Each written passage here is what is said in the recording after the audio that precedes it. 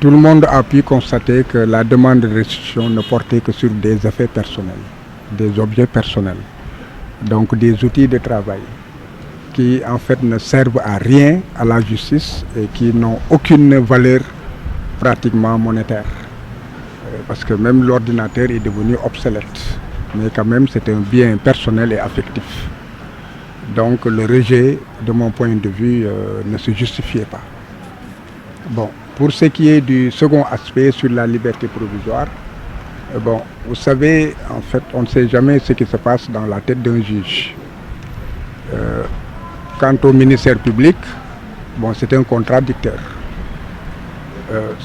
Il peut abonder dans le même sens, comme il peut abonder dans le mauvais sens. Malheureusement, le constat amer, c'est que dans notre système pénal, le ministère public tient toujours à la détention. Et le ministère public ne se gêne pas d'une prolongation abusive de la détention. Et je n'arrive pas encore à comprendre cela. Parce que en matière judiciaire, il y a lieu de concilier un certain nombre d'impératifs qui relèvent donc du respect des droits de l'homme, du respect d'un procès équitable et de la bonne administration de la justice. Et nous avons de ces impératifs les délais raisonnables. Pendant 5 ans, ces personnes attendent et jusqu'à présent, nous ne sommes pas arrivés, n'est-ce pas, au bout du tunnel. Ils ont été jugés il y a plus d'1 an, le dossier d'appel a traîné. Jusqu'à présent, nous ne savons pas quand est-ce que les débats de fond vont reprendre. Compte tenu du fait que le principe en droit international des droits de l'homme et dans notre droit interne, c'est la mise en liberté de la personne. La détention, ce n'est que lorsqu'elle est nécessaire que cette rigueur doit être une option. Par voie de conséquence, à tout moment, on peut demander une liberté provisoire. Et l'avantage, c'est que cela préserve aussi non seulement la présomption d'innocence de la personne, tant que la décision n'est pas définitive et irrévocable, la personne qui a la possibilité de contester toujours la condamnation et la peine est présumée innocente. Donc, garder la personne sous des motifs tels que la préservation de l'ordre, la persistance de l'ordre public, je pense que vous-même, si on vous demande qu'est-ce que cela signifie, vous allez vous poser des questions sans réponse. Parce qu'il n'y a aucun baromètre, il n'y a aucun paramètre permettant de dire que le trouble qui a commencé à tel moment s'est estompé le lendemain ou immédiatement, ou bien il ne s'estompera jamais. Donc un juge ne peut exercer aucun contrôle, n'est-ce pas, sur cet élément. Et le deuxième élément, c'est la gravité des faits. Vous avez entendu, j'ai dit que même une contravention est grave dans la mesure où en fait on enfreint les règles établies par la société. Donc cela a une certaine gravité. Donc ce n'est pas un argument qui puisse tenir en dehors de ce que cela heurte la présomption d'innocence. Les faits sont graves, donc vous les imputez à la personne alors que la juridiction de jugement, n'est-ce pas, ne l'a pas condamné de façon définitive.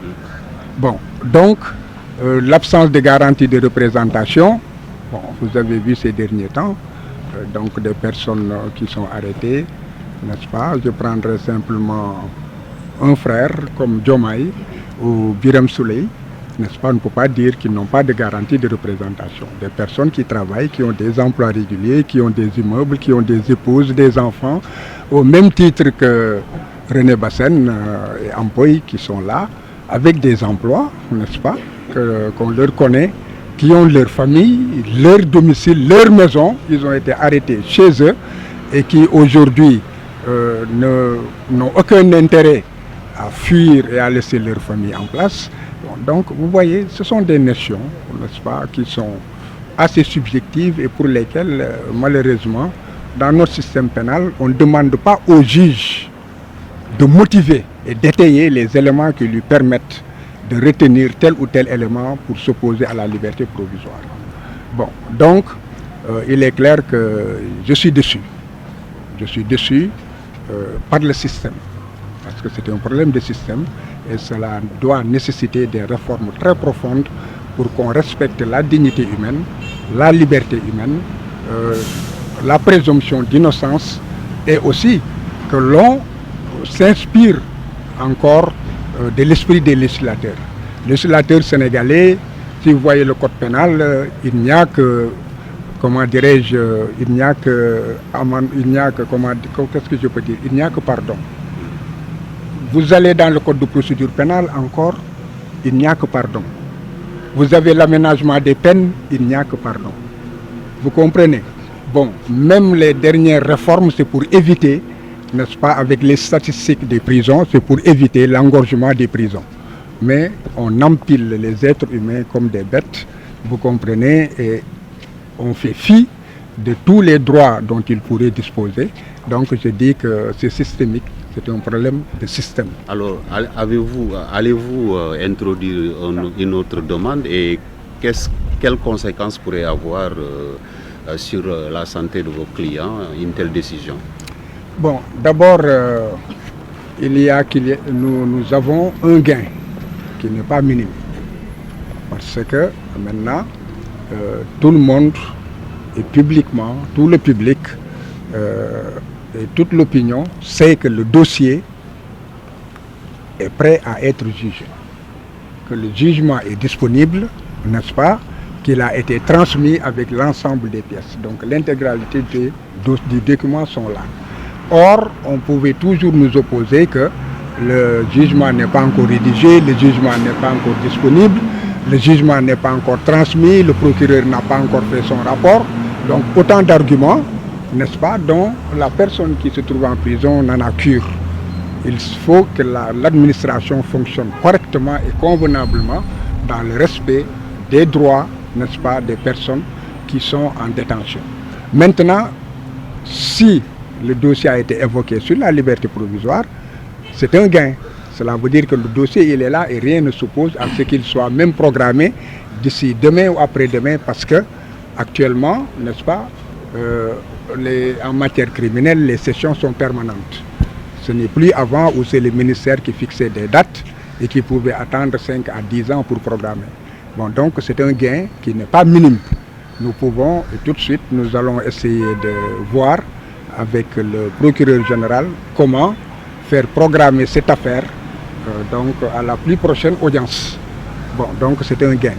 Maintenant, par rapport au reste, comment est-ce que nos clients vont vivre cela? Bon, il y a Ampoy qui le vit très bien. C'est une question en fait de mentalité et une question de personnalité. Il y a des personnes qui sont fragiles, d'autres ne le sont pas. Bon, donc René est très fragile et plusieurs fois il a menacé en fait de suicide si en fait on ne le rejugeait pas.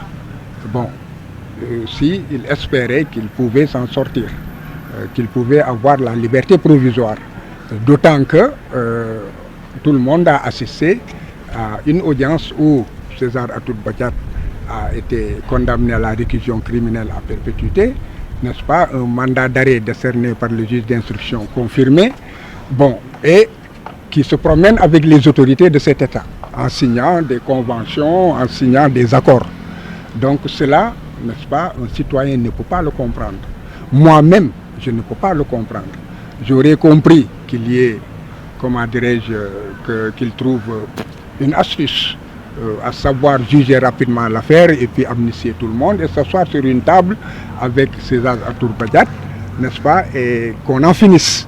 Mais une personne qui doit être appréhendée du point de vue de la stricte légalité, n'est-ce pas, qui négocie avec ceux qui devraient procéder à son arrestation, ensuite qui retourne à ses vaches et à ses oignons, pendant que d'autres qui ont crié donc, durant toute la procédure leur innocence restent en détention. Donc, pour cela, en fait, perturbe la santé mentale de l'individu. Et aujourd'hui, il est clair que, même s'ils sont libérés, moi je suis convaincu que la fragilité fragilité que j'ai vue sur René Bassène, il va être affecté durant toute sa vie. Sa santé mentale, n'est-ce pas, est au pire de ce qu'on peut imaginer. Et c'est bien dommage.